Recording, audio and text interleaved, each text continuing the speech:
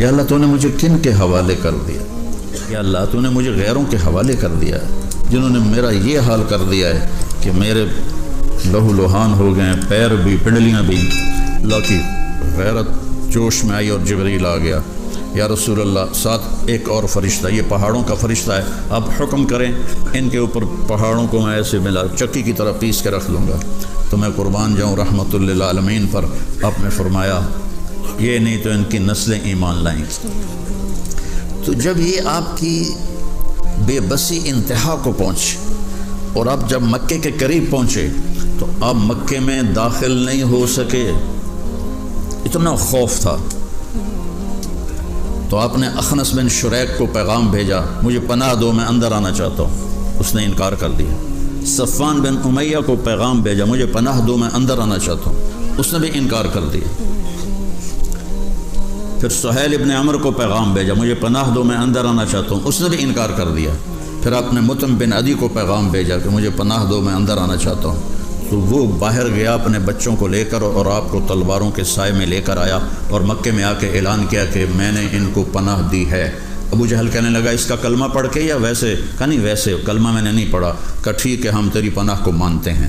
جب یہ آپ کی کیفیت ہو گئی کہ اپنے شہر اپنے گھر میں داخل ہونا ناممکن ہو گیا تو اسی رات آپ حضرت ام ہانی، آپ کی حضرت علی رضی اللہ تعالیٰ عنہ کی بہن، ان کے گھر میں آپ لیٹے ہوئے ہیں کہ جبریل آتا ہے، یا رسول اللہ اوپر استقبال کے سارے سامان مکمل ہیں، آپ کو اللہ نے بلایا ہے۔ جب دکھ کی انتہا آئی تو عزتوں کی انتہا آئی۔ کہا کدھر جانا ہے؟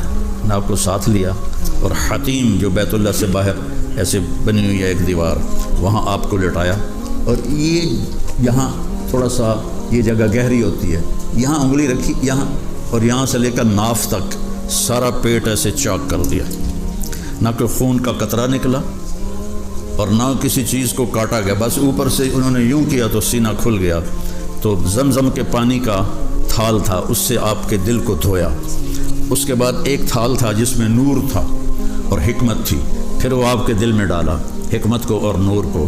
پھر اس کے بعد دل کو، یہ جو دل کے آپریشن ہوتے ہیں تو دل کو پہلے مشین کے ساتھ کنیکٹ کرتے ہیں اور دل پمپ کرتا ہے، اور میرا بھائی ڈاکٹر ہے نا، وہ بتاتا رہتا ہے، دل کا ڈاکٹر ہے۔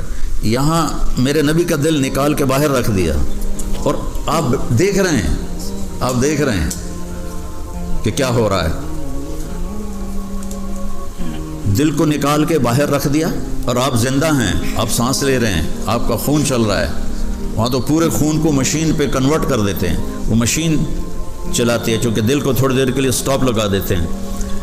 پھر اس کو دھویا گیا، ایک دفعہ دھویا گیا، ایک دفعہ اس کو چیرا گیا، پھر اس میں حکمت اور ایمان کو بھرا گیا، پھر اس کو سیا گیا اور کوئی نشان کوئی نہیں۔ پھر جہاں دل ہوتا ہے وہاں جبریل نے ایسے کر کے رکھا تو اس پر آپ سوار ہوئے، جو گدھے سے بڑا تھا اور خچر سے چھوٹا تھا، جس کو براق کہتے ہیں۔ تو اس پر آپ سوار ہوئے تو وہ تھوڑا اچھلا، تو جبریل نے کہا تجھے خبر ہے کائنات کی سب سے عظیم ہستی تیرے اوپر سوار ہوئی ہے؟ تو ایک دم پسینہ پسینہ ہو گیا اور ایسے سر جھکا لیا، پھر کہا چلیے یا رسول اللہ۔ پھر وہ براق کو اڑا کے لے چلے اور کہا یہاں اتریے اور 2 نفل پڑھیے۔ آپ نے کہا یہ کون سی جگہ ہے؟ تو جبریل نے کہا یہ آپ کے ہجرت کرنے کی جگہ ہے، ایک وقت آئے گا کہ آپ نے ہجرت کر کے یہاں آنا ہے مدینہ۔ پھر وہاں سے اٹھایا اور لے کر چلے تو آگے ایک جگہ آئی، وہاں کہا یہاں اتریے اور یہاں 2 نفل پڑھیے۔ تو آپ نے وہاں 2 نفل پڑھے۔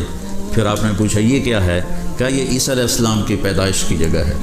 پھر کہا چلیے آگے ایک اور جگہ اتارا کہ یہاں نفل پڑھیے، نفل پڑھے تو کیا ہے؟ یہ ابراہیم علیہ السلام کی پیدائش کی جگہ ہے۔ پھر آپ کو لے کر وہ بیت المقدس میں آئے۔ بیت المقدس میں یہ ہو رہا ہے کہ رات کو جو خادم ہے وہ دروازہ بند کرتا ہے تو ہو نہیں رہا، بند کرتا ہے وہ بند نہیں ہو رہا۔ تو اس نے بلایا اس زمانے کے انجینئر کو، تو اس نے بتایا کہ یہ جو اوپر اس زمانے میں یہ لوہا تو ہوتا نہیں تھا تو ڈاٹ بناتے تھے ایسے، انہوں نے کہا اس کی جو ڈاٹ ہے نا وہ ڈھیلی ہو کر دروازے کے اوپر آ گئی ہے، تو میں اسے صبح ٹھیک کروں گا، ابھی نہیں ہو سکتی۔ تو جو اس مسجد کے اس وقت امام تھے وہ بھی تشریف لائے، کہنے لگے کیا ہوا ہے؟ تم بتایا جی اس طرح کہہ رہے ہیں. کہنے لگے نہیں، ڈاٹ کا مسئلہ نہیں، آج آخری نبی نے آنا ہے، اس کے استقبال میں دروازہ کھلا رکھا گیا ہے.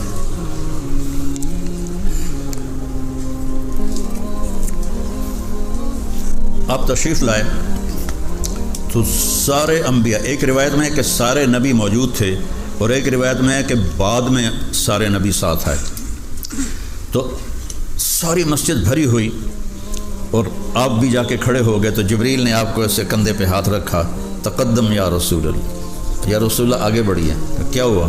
کہ نماز پڑھائیے، آپ امام الانبیاء ہیں، ہمارے نبی امام الانبیاء ہیں، نبیوں کے بھی نبی ہیں. انا نبی الانبیاء، میں نبیوں کا بھی نبی. مفاتیح الجنت بیدی یوم القیامہ، قیامت کے دن جنت کی چابی میرے ہاتھ میں ہوگی. لواء الحمد بیدی یوم القیامہ، اللہ کا جھنڈا میرے ہاتھ میں ہوگا قیامت کے دن. اور پورے نبیوں پر جنت حرام ہے جب تک میں نہ چلا جاؤں، اور ساری امتوں پہ جنت حرام ہے جب تک میری امت نہ چلی جائے. تو وہاں نماز پڑھائی، پھر براق کو وہیں چھوڑ دیا. براق پہ آگے نہیں گئے، براق صرف دارالاسباب کے لیے ہے، مکہ سے لے آنا ہے قدس تک،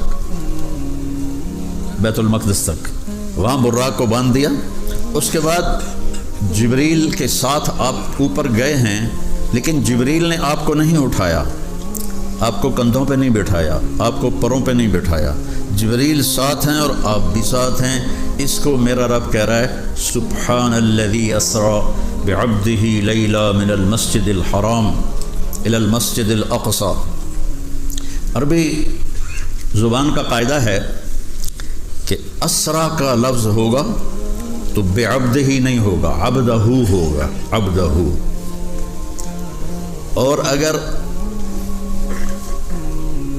با ہوگی تو پھر اسرا نہیں ہوگا، پھر سرا ہوگا.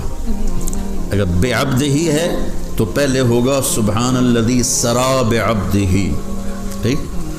اور اگر با کوئی نہیں ہے تو پھر اب کو یہ اس کا عربی کا اس کی لغت کا قانون بتا رہا ہوں.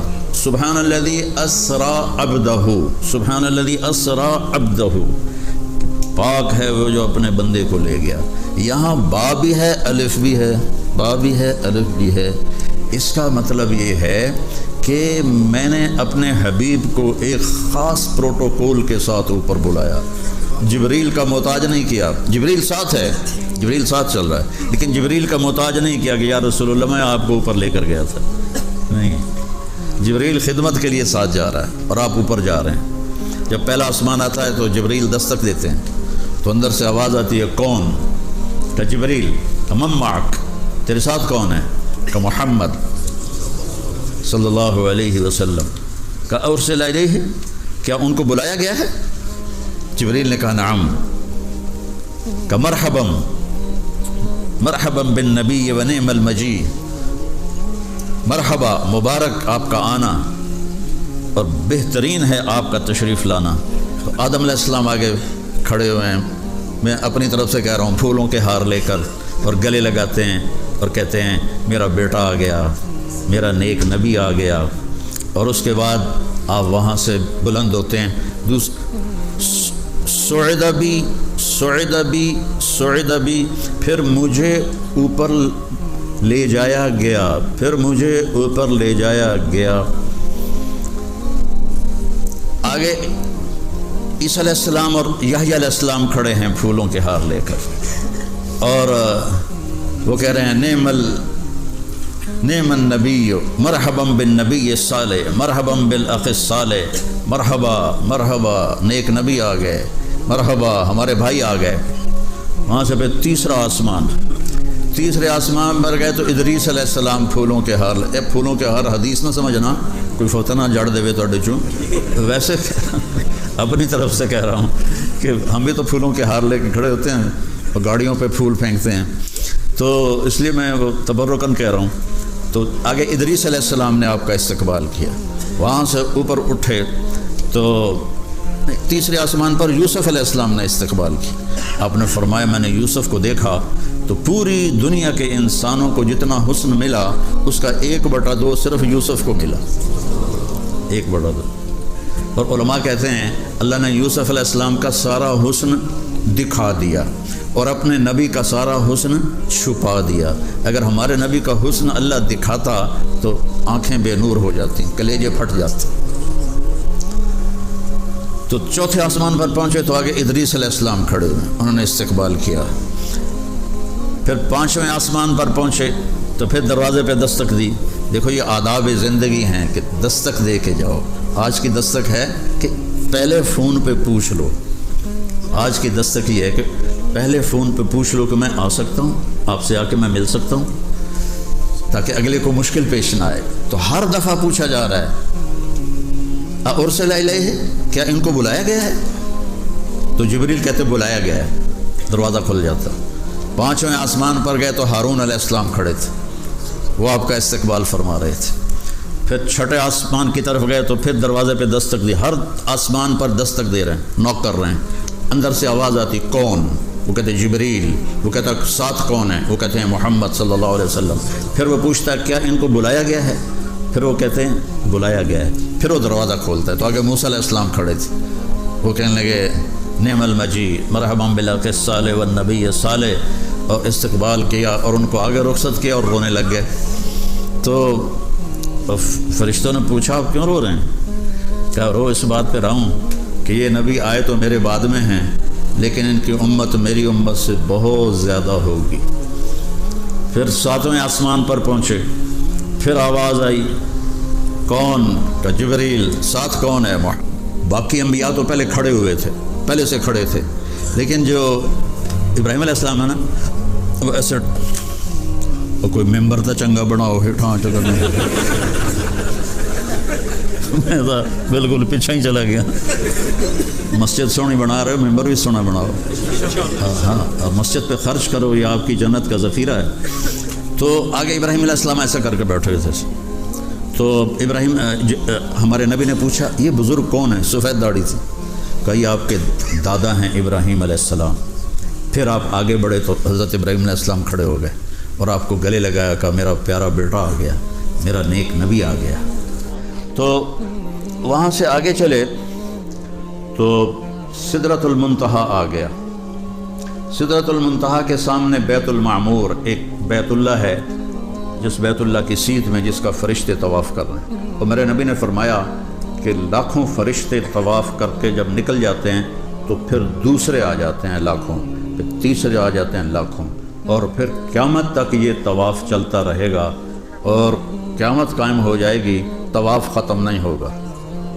کئی سال پہلے کی بات ہے، میں حج پہ گیا ہوا تھا تو میرے ایک دوست زور کی نماز پڑھ کے آئے بیت حرم شریف سے.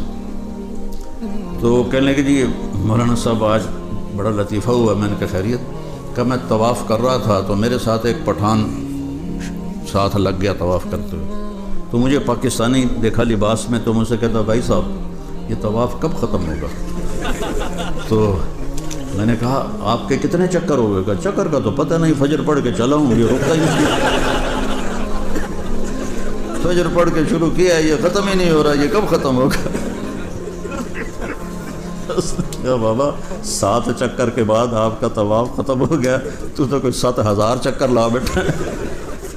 تو وہ اس بیت اللہ کا جو طواف ختم ہوتا ہے تو دوسرے لاکھوں آ جاتے ہیں، تیسرے آ جاتے ہیں، قیامت تک دوبارہ باری نہیں آتی ان کی.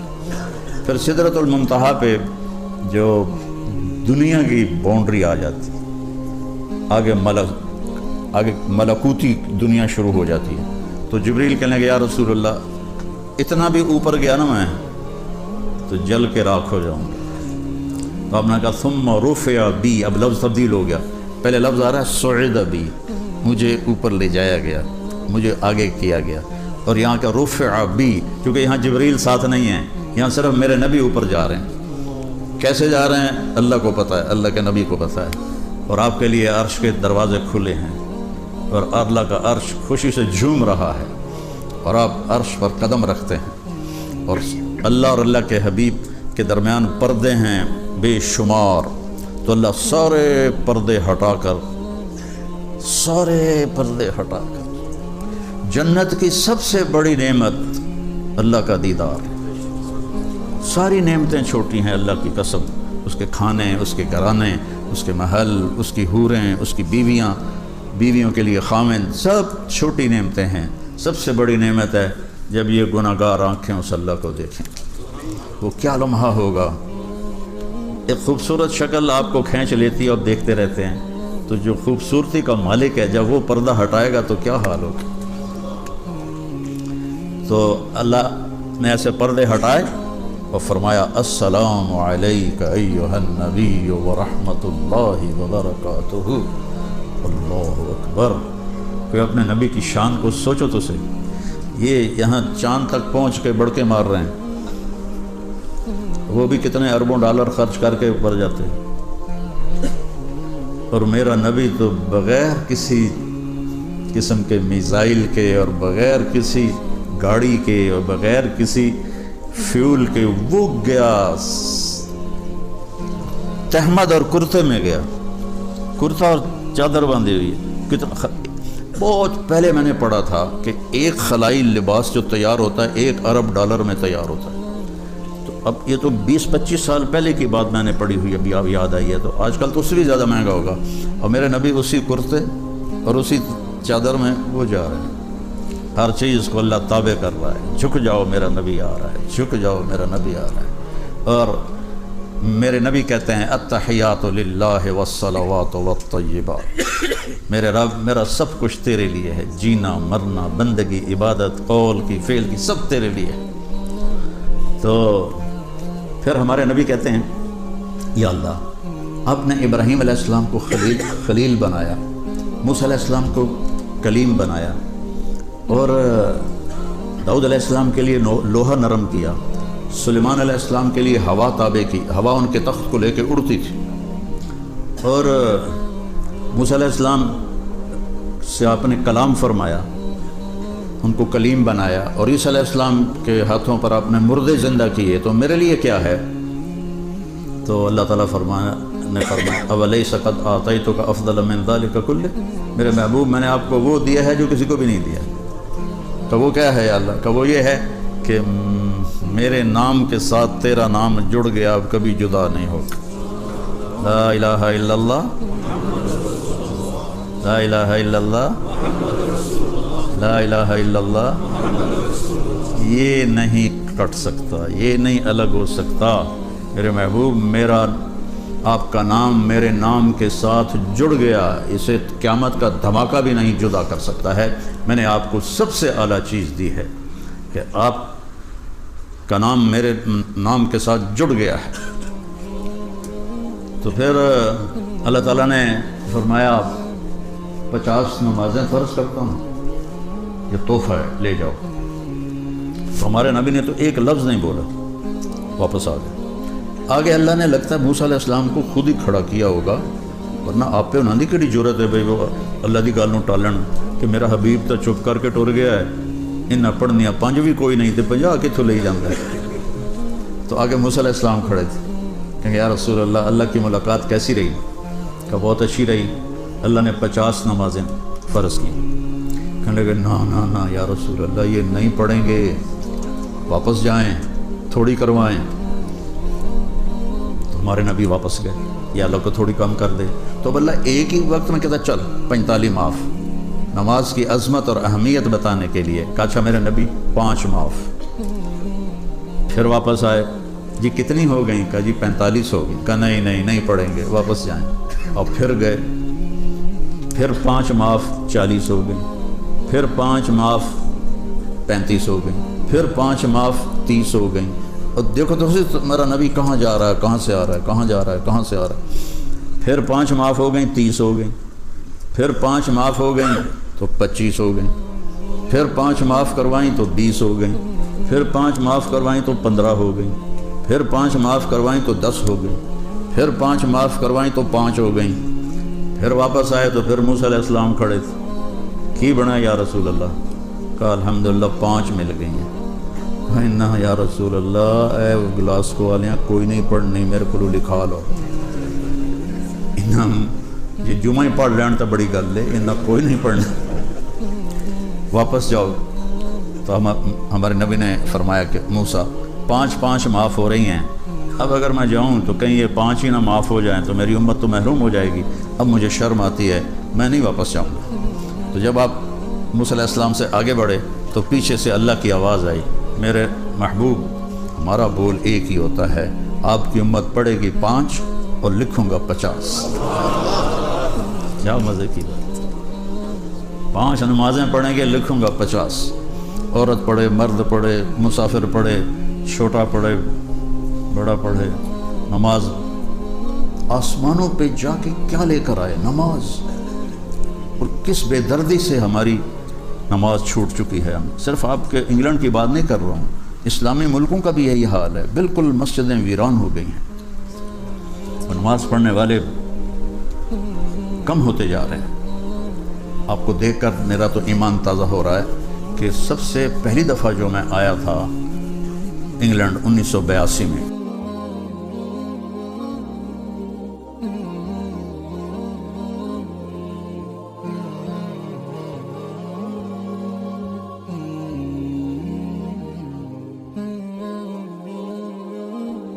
تو میرے عزیزو محمدی بن کے اللہ کو دکھا تو اللہ کی رحمتیں بارش کی طرح برسیں۔ عبادات میں 5 نمازیں ہیں، قضا ہو جائے تو سونے سے پہلے پڑھ لو، اللہ قبول فرما لے گا۔ روزے سال کے بعد آتے ہیں، بیمار ہو تو بعد میں رکھ لو، سفر میں ہو تو بعد میں رکھ لو۔ زکوٰۃ آج فرض ہوئی ہے، اگلے سال کی آج تک جب مرضی دے دو۔ زندگی میں حج فرض ہو گیا ہے، جب جی چاہے جا کے حج کر لو۔ کتنی آسانی کی اللہ نے۔ اور اپنی 24 گھنٹے کی زندگی میں سچ بولو، جھوٹ نہ بولو، سچ بولو، جھوٹ نہ بولو۔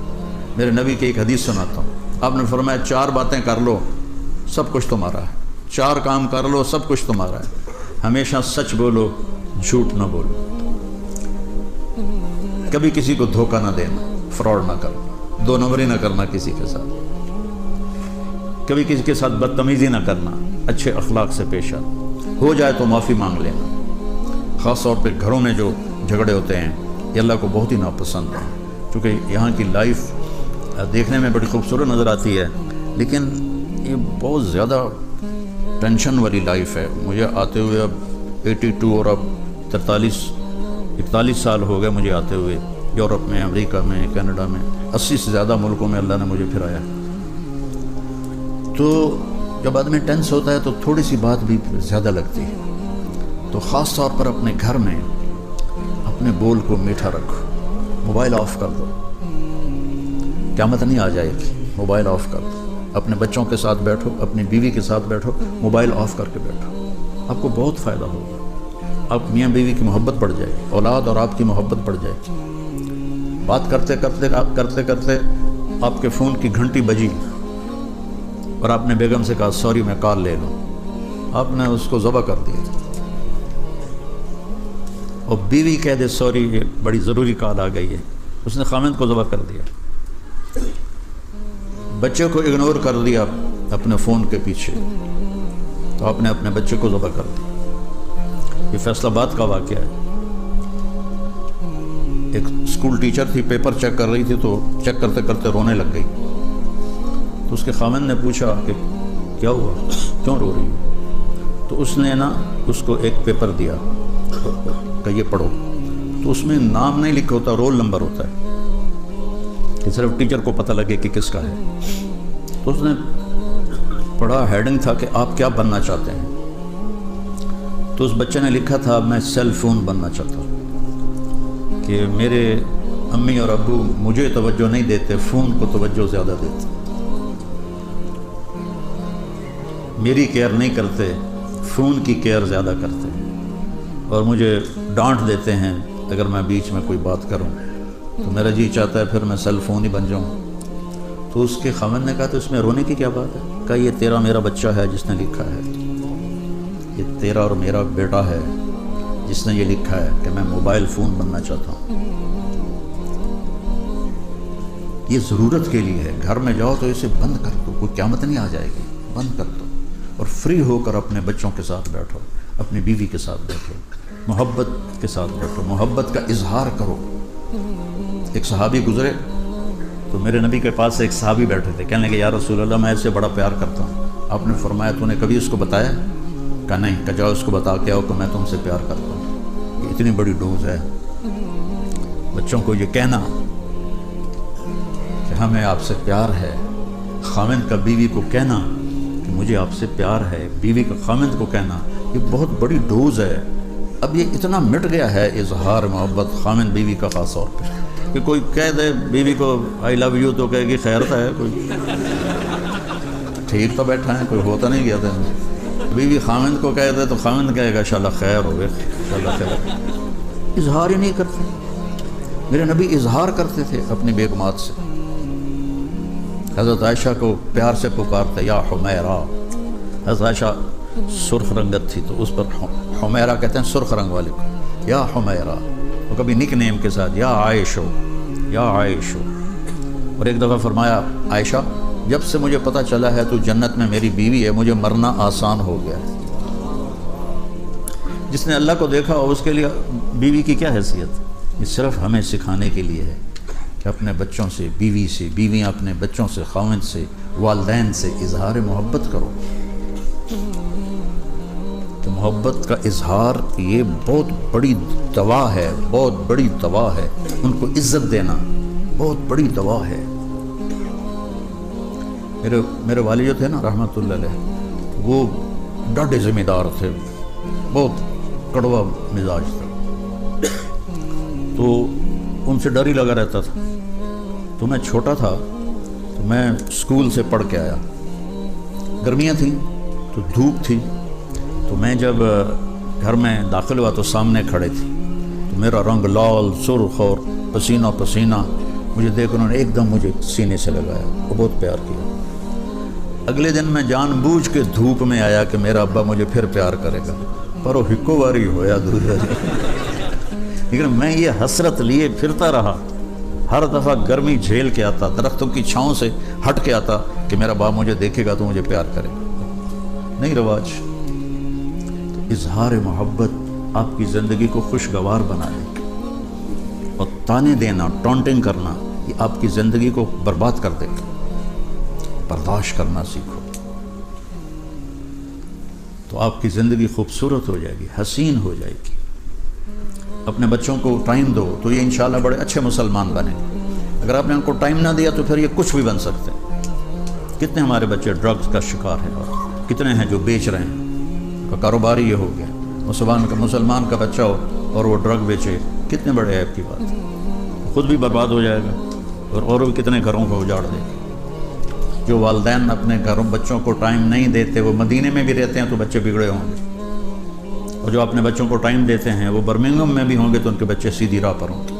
بھائیو نارمل زندگی گزارو، نارمل اعتدال والی، جس میں بچوں کو بھی ٹائم دو، بیوی کو بھی ٹائم دو، ماں باپ ہیں تو ان کو ٹائم دو، اپنی جاب کو بھی ٹائم دو، لیکن ایسا نہ ہو جائے کہ اس کے اندر لگ کے آپ باقی ساری چیزوں سے غافل ہو جائیں، تو پھر زندگی کا کیا مزہ ہے؟ آپ اپنی کمائی سے خود نفع نہیں اٹھا رہے تو کیا مزہ ہے زندگی کا؟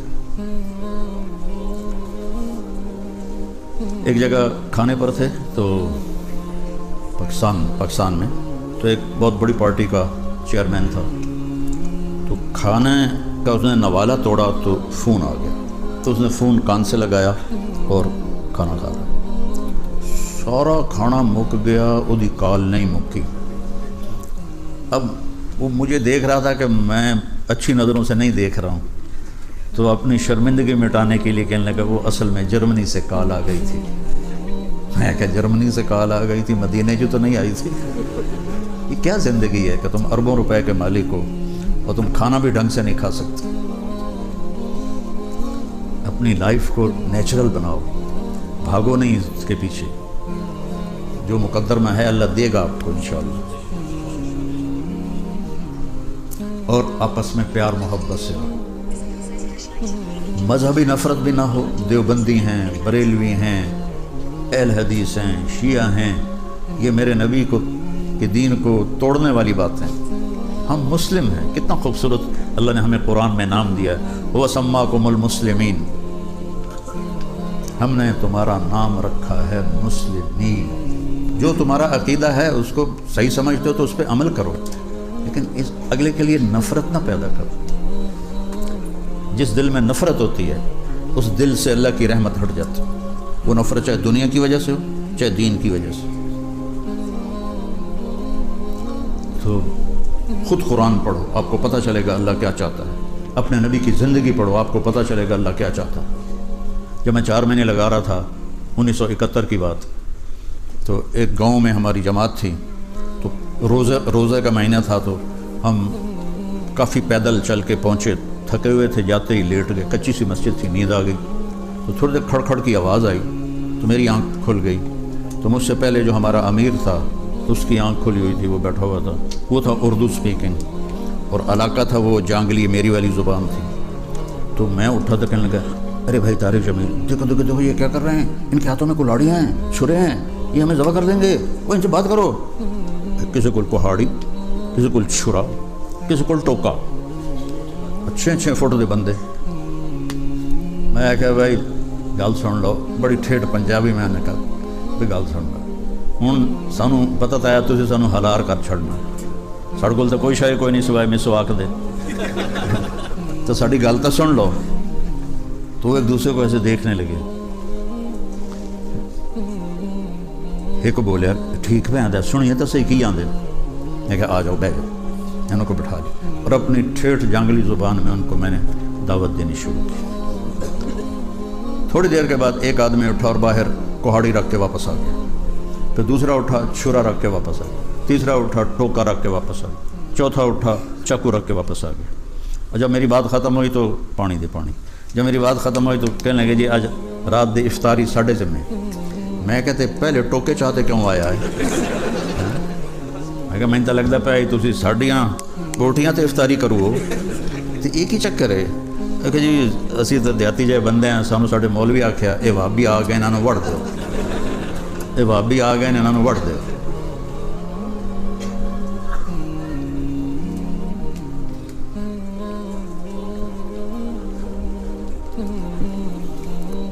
جو کلمہ پڑھتا ہے اس کو عزت گلے لگا۔ جنت دوزخ کے فیصلے میں نے تو نہیں کرنے، نا آپ نے کرنے۔ پتہ نہیں اللہ کو کس کی کیا ادا پسند ہے، اور اللہ اسے معاف کر دے، اور ہم ویسے ہی دھر لیے جائیں۔ تو آپس میں مسلم بن کے رہو، امت بن کے رہو، ایک دوسرے کو برداشت کرو، ایک دوسرے کی عزت، ایک دوسرے کے اعتقاد کو احترام دو، عزت دو۔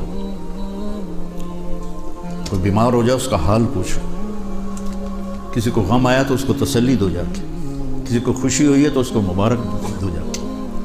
یہ اس ملک نے آپ کو پاسپورٹ دیا ہے، ہر سہولت دی ہے، ان سے دھوکہ نہ کرو، ان سے دھوکہ نہ کرو، ان کے ساتھ دیانتداری سے چلو۔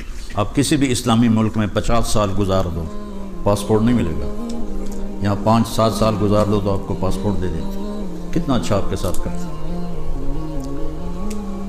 انہیں کوئی تھوک لگانا بہت بری بات ہے۔ تو ایک دیہاتی ریل گاڑی میں سوار ہوا، کسی کو دھوکہ دینے کی بات، تو ہنسی جاوے، ریل گاڑی پہ ہنسی جاوے۔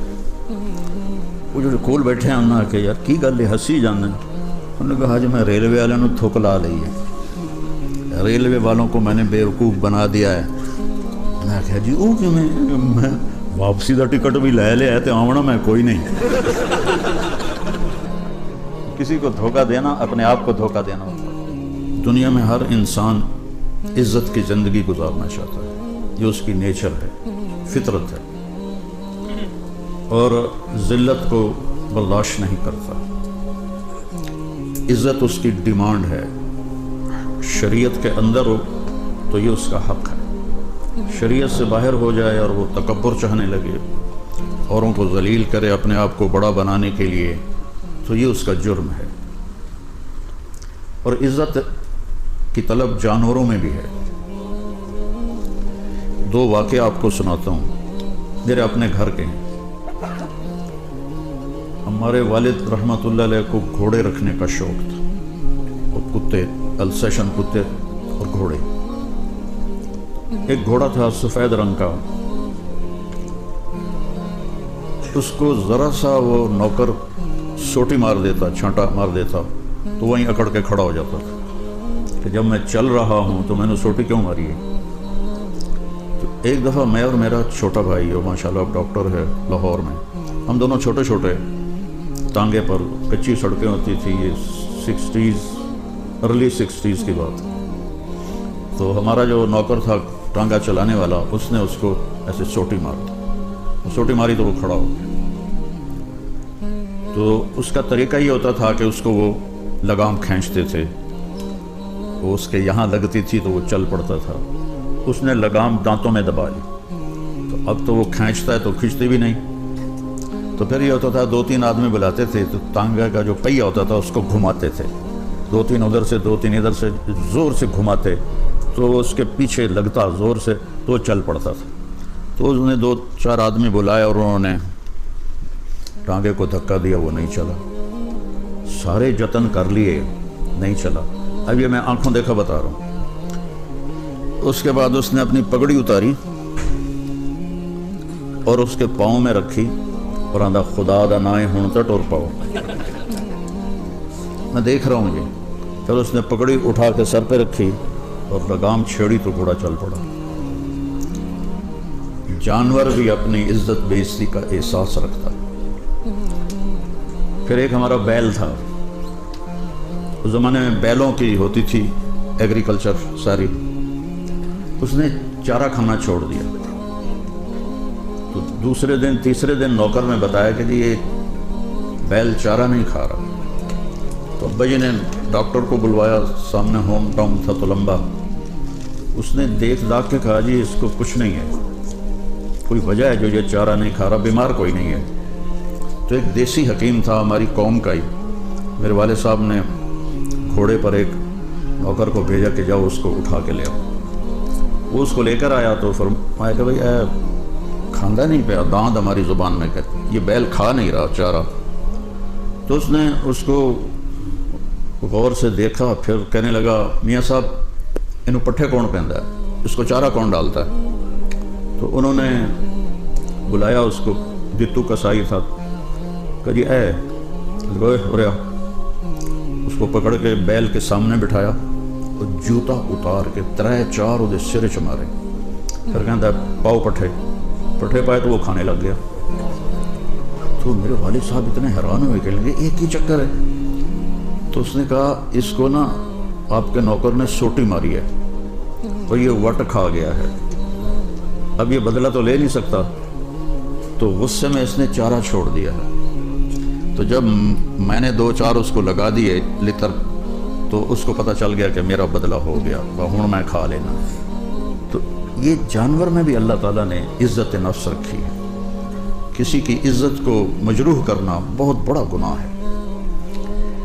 تو آج کے دور میں ہمارا علم غلط ہو گیا ہے، ہم ساری عزت پیسے میں سمجھ رہے ہیں۔ پیسہ ہوگا تو بڑی عزت ہوگی، پیسہ نہیں ہوگا تو تمہیں کون پوچھے گا، پیسہ نہیں ہوگا تو تمہیں کوئی جوتے پہ نہیں لکھے گا، پیسہ نہیں ہوگا تو تمہارے بچوں کے رشتے نہیں ہوں گے، اچھا گھر نہیں ہوگا تو رشتے کے لیے کون آئے گا۔ یہ علم غلط ہو گیا، بالکل ٹوٹلی غلط ہو گیا۔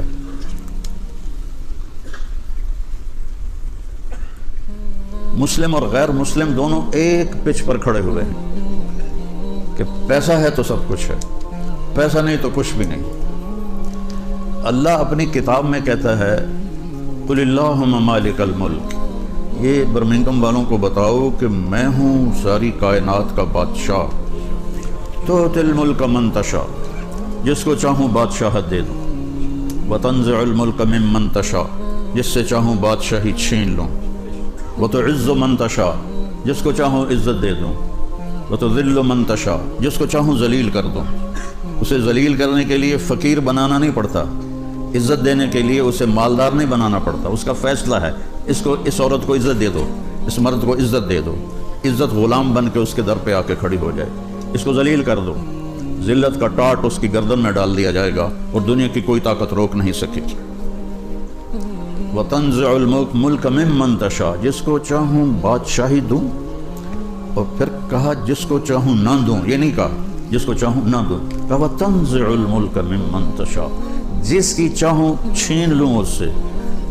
کرسی کوئی نہیں چھوڑتا، یہ مسجد کا ممبر بن جائے تو یہ ممبر ہی نہیں چھوڑتا تو کرسی کہیں چھڑنی؟ تو کرسی کوئی نہیں چھوڑتا. تو اللہ فرماتے ہیں تنزع الملک ممن تشاء، پھر میں جس سے چاہتا ہوں اس کے نیچے سے کرسی نکال لیتا ہوں، کھینچ لیتا ہوں. تو ساری کائنات پر اللہ بادشاہ ہے.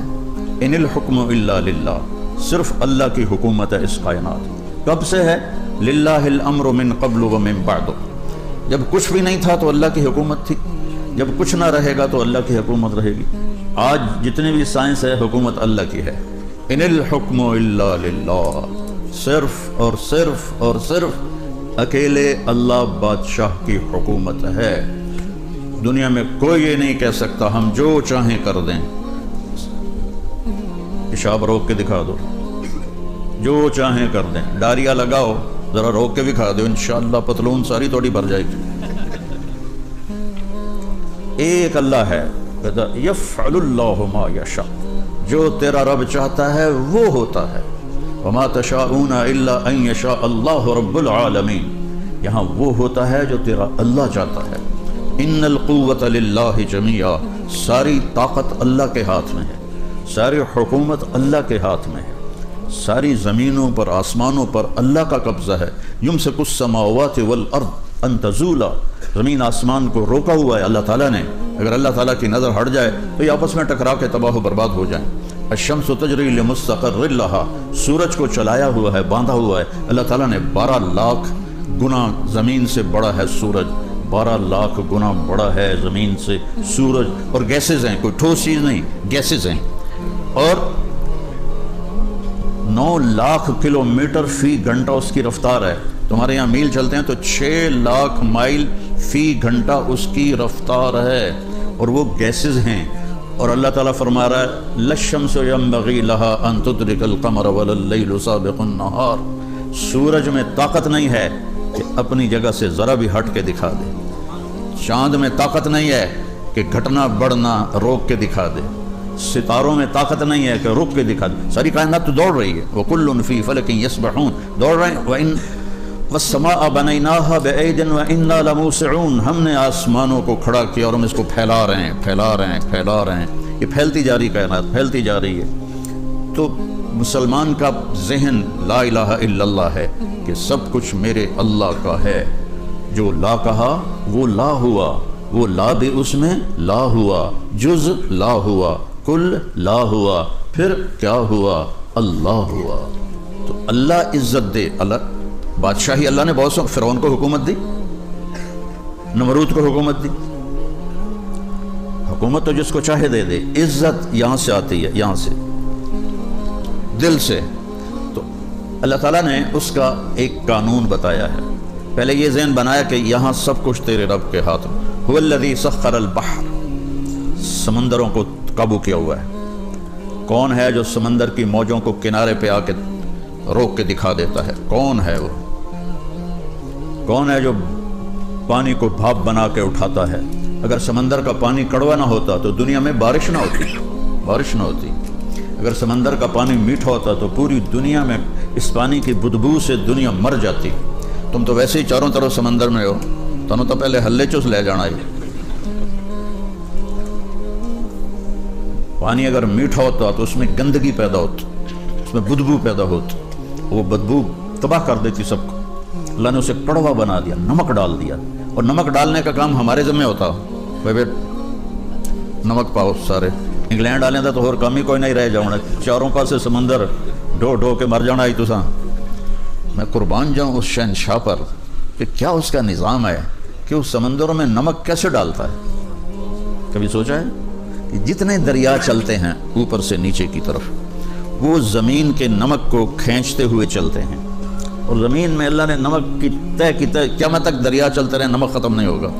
تو وہ زمین کے کناروں سے، زمین کے نیچے سے نمک کو کھینچتا ہے پانی دریا کا، اور ٹرکوں کے ٹرک، ٹنوں کے ٹن لے جا کر سمندر میں ڈال دیتا ہے. اور چاروں طرف سے دریا وہ نمک لے کر سمندر میں ڈالتے ہیں، جس کی وجہ سے اس کا پانی کڑوا ہوتا ہے، اور اس کی وجہ سے ہم محفوظ ہیں اور بارش ہوتی ہے. تو اللہ نے پہلے یہ ذہن بنایا کہ یہاں سب کچھ اللہ کے ہاتھ میں ہے. عزت کیسے ملے گی؟ ایک بڑی خوبصورت آیت ہے، ھذا صراط علی مستقیم، یہ راستہ ہے سیدھا میری طرف آتا۔ عربی قاعدے کے لحاظ سے ہونا چاہیے ھذا صراط الی مستقیم، الا کہتے ہیں طرف کو اور اعلیٰ کہتے ہیں اوپر کو۔ ھذا صراط علی مستقیم، یہ راستہ ہے میرے اوپر سیدھا۔ یہ گجراتیوں کا ہے وہ طریقہ لکھنے کا۔ مولانا عمر صاحب رحمۃ اللہ علیہ ہمیشہ اپنے بیان میں کہتے تھے میں نے اس پر خط لکھا، میں نے اس پر خط لکھا، اس نے مجھ پر خط لکھا۔ وہ گجراتی میں ایسے ہی ہوگا تو اس کو اردو میں ویسے ہی ڈھال دیتے تھے، میں نے اس پر خط لکھا۔ ہمارے لیے تو عجیب سا لگتا ہے نا بھائی، وہ دوتے کی پائی۔ اور یہاں ھذا صراط الی مستقیم، یہ راستہ ہے میری طرف سیدھا، لیکن اللہ لائے ہیں علی مستقیم۔ تو اس میں اللہ تعالیٰ نے بہت خوبصورت مطلب سمجھایا ہے، بہت خوبصورت، کہ میری طرف جو راستہ آتا ہے اس میں عزت چھپی ہوئی ہے۔ تو اگر الہ کہتے تو یہ مطلب نہ ادا ہوتا۔ الہ بلندی کے معنی میں ہوتا ہے، بلندی کے معنی میں ہوتا ہے۔ تو میرا اللہ کہہ رہا علی مستقیم، اگر میرے راستے پر چلو گے تو یہ راستہ تمہیں بلندیوں تک پہنچا دے گا، عزتوں تک پہنچا دے گا، اور ساری بلندیاں نیچے رہ جائیں گی تو تم سب سے اوپر ہو جاؤ گے اگر میرے راستے پر چلو گے۔ اور میرے رب کا راستہ کیا ہے؟ وہ ہے محمد الرسول اللہ۔ اس لیے میں نے آیت پڑھی تھی خطبے میں، فلا وربک، میرے محبوب مجھے آپ کے رب کی قسم۔ یہ کیا عجیب قسم ہے، مجھے آپ کے رب کی قسم۔ ایسا لگتا ہے جیسے قسم اٹھانے والا رب کوئی اور ہے اور جس کی قسم اٹھا رہا ہے وہ رب کوئی اور ہے۔ مجھے آپ کے رب کی قسم، ہے تو خود، لیکن انداز کیسا ہے؟ فلا وربک، مجھے آپ کے رب کی قسم۔ یہ عربی زبان میں یہ انداز وہاں اختیار کیا جاتا ہے جہاں بہت زیادہ محبت بتانی ہو، تو وہاں یہ طریقہ ہے۔ ہماری اردو میں اس لیے محاورہ نہیں ہے، اور فارسی میں بھی نہیں ہے، انگلش میں بھی نہیں ہے، کسی زبان میں نہیں ہے سوائے عربی کے۔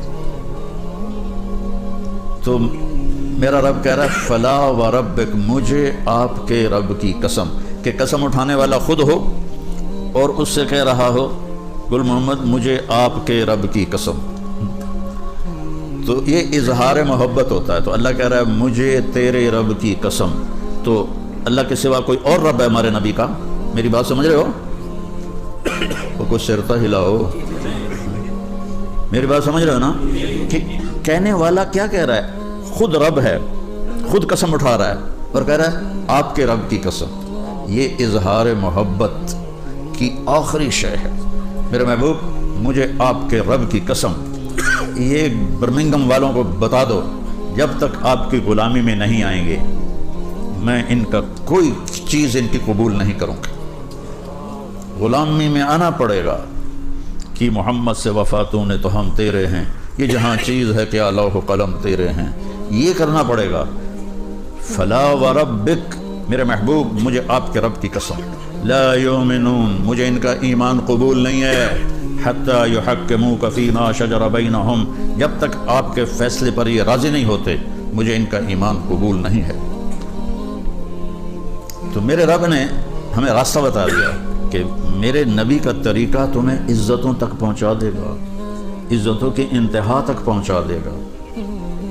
حضرت سفینہ رضی اللہ تعالیٰ عنہ ایک صحابی ہیں، جنگ میں قید ہو گئے روم کی، تو ایک رات موقع پا کے نکلے، وہ بھاگے، آگے دریا تھا، دریا پار کیا، اب آگے پتہ نہیں جانا کدھر ہے۔ سامنے شیر آ گیا، شیر نے تھوڑی اپنی آواز نکالی، دھاڑا، تو وہ کہتے ہیں ایھا الاسد، اب تو کہو گیا کہ مولوی صاحب پتہ نہیں کی گلاں کیتی جاندہ ہے، یہ ہوا ہے، اے موبائل نہیں توڑا گلاں کردہ، کبھی کسی نے سوچا تھا 30 سال پہلے؟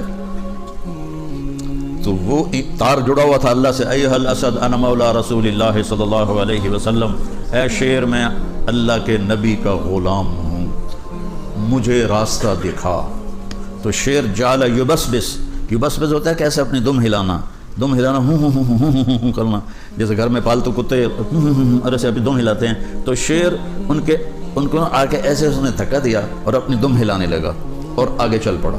چلتے چلتے چلتے چلتے جہاں صحابہ کا لشکر موجود تھا وہاں جا کے پہنچا کے پھر کھڑا ہو کے ایسے دیکھنے لگا جی ہن چھٹی ہے چلا جانا. انہوں نے فرمایا اذهب جا، تو واپس چلا گیا. یہ عزت ملی ہے در مصطفیٰ سے.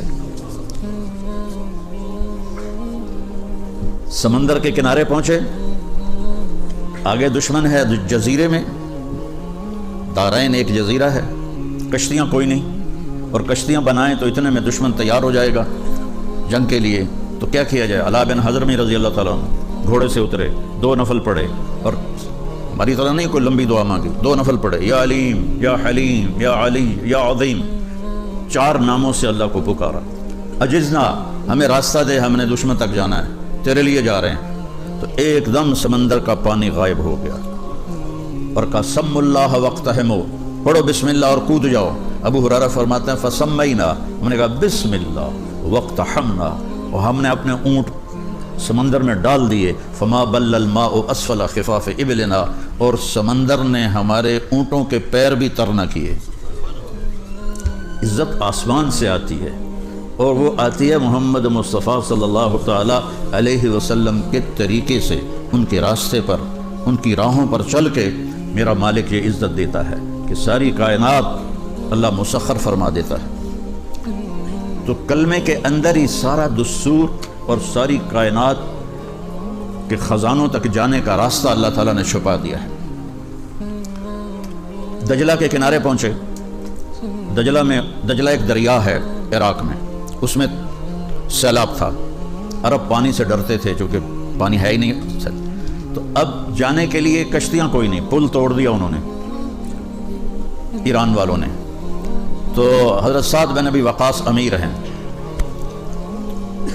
کہنے لگے بھائی میں نے دریا پار کرنا ہے. اب کیا طریقہ ہے جی؟ کہ سارے لشکر میں اعلان کرو اگر کوئی کبیرہ گناہ کرنے والا ہے تو توبہ کر لے. سبحان بھئی مشقیں بناؤ، کشتی بناؤ، نہیں انہوں نے سوچ وکری.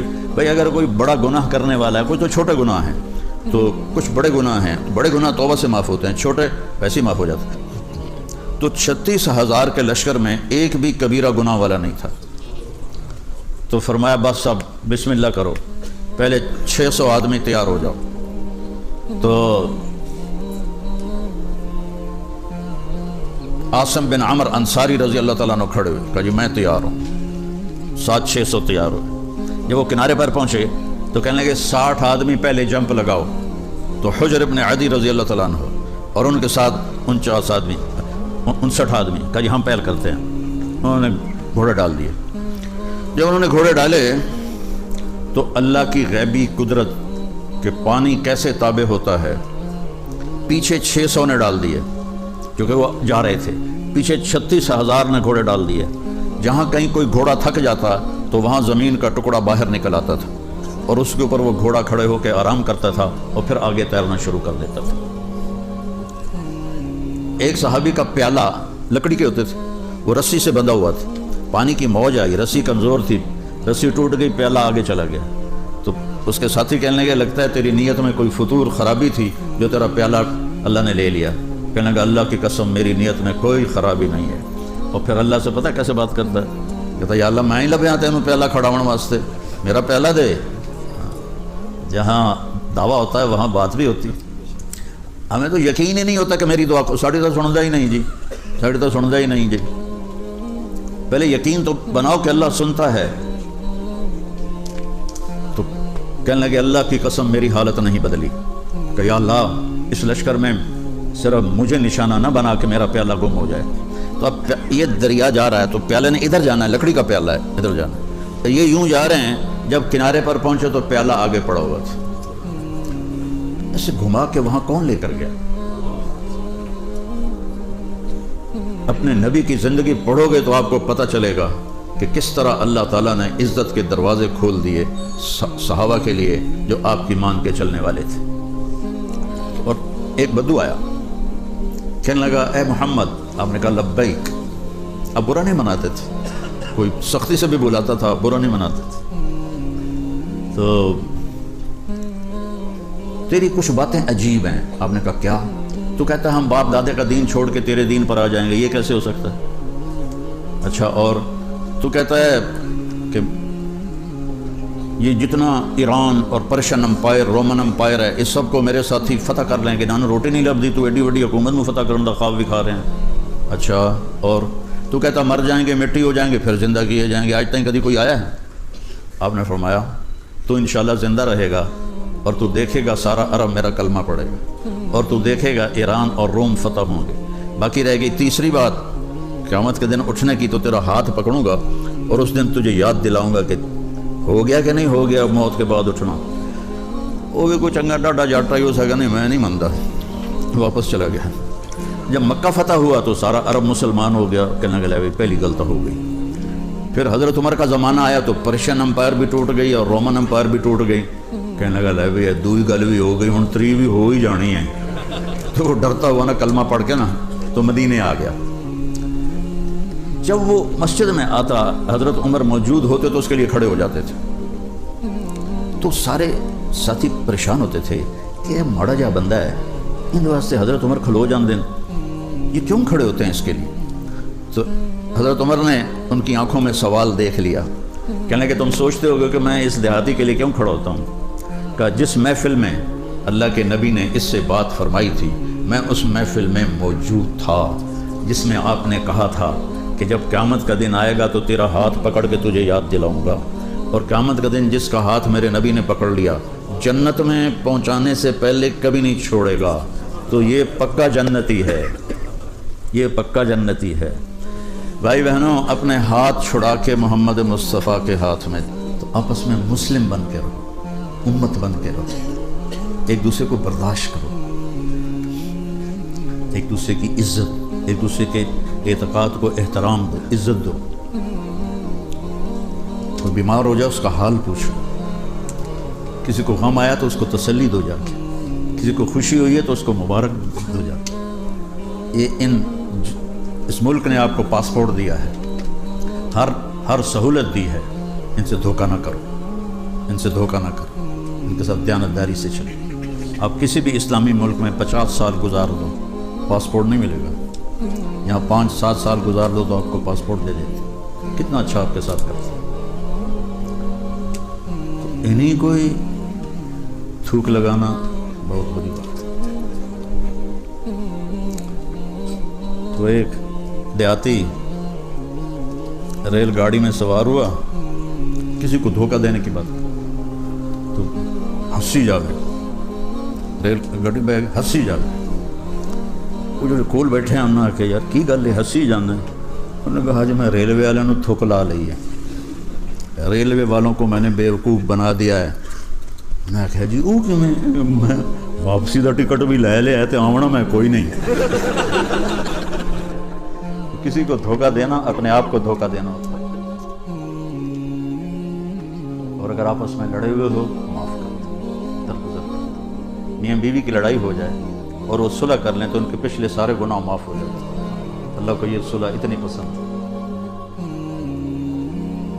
تو انسان ہے ہو جاتا ہے، لیکن ہو جائے تو معاف کرو، معافی مانگو اور معاف کرو۔ اللہ کو بہت پسند ہے لوگوں کو معاف کرنا، اور خاص طور پر اپنے گھر میں۔ اور کبھی کسی کو موقع پہ مت ٹوکو، موقع پہ مت ٹوکو، وہ ریورس ہو جائے گا، الٹا جواب دے گا، اس کو گزرنے دو وہاں سے، پھر پیار سے سمجھاؤ۔